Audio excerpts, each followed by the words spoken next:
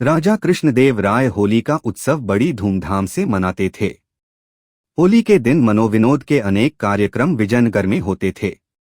प्रत्येक कार्यक्रम के सफल कलाकार को पुरस्कार देने की व्यवस्था भी होती थी।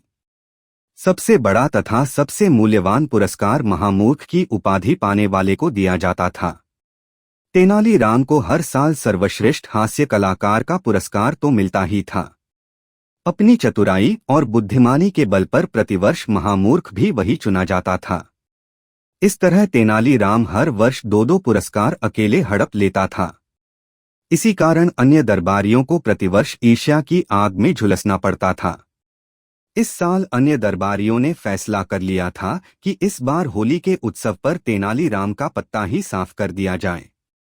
उसके लिए उन्होंने एक तरकीब भी खोज ली थी। तेनालीराम के प्रमुख सेवक को पढ़ा सिखाकर उसके द्वारा तेनालीराम को छक्कर भंग पिलवा दी गई।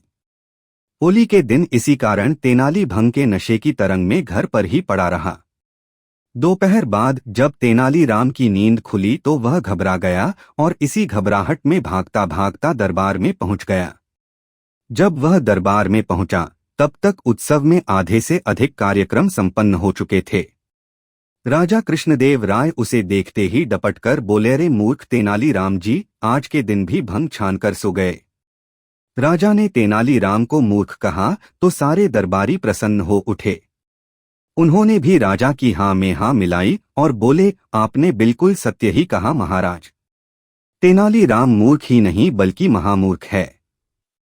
जब तेनालीराम ने सब लोगों के मुंह से यह सुना तो मुस्कुराता हुआ महाराज से बोला, धन्यवाद महाराज, आपने अपने श्रीमुख से मुझे महामूर्ख घोषित करके आज के दिन का सबसे बड़ा पुरस्कार तो मेरे लिए सुरक्षित कर ही दिया है। तेनालीराम के मुख से यह सुनते ही दरबारियों को अपनी भूल का पता चल गया, किंतु वे अब कर भी क्या सकते थे, क्योंकि वे स्वयं ही अपने मुख से तेनालीराम को महामूर्ख बता चुके थे। होली के अवसर पर महामूर्ख का पुरस्कार तेनालीराम हर साल की तरह फिर झपट ले गया।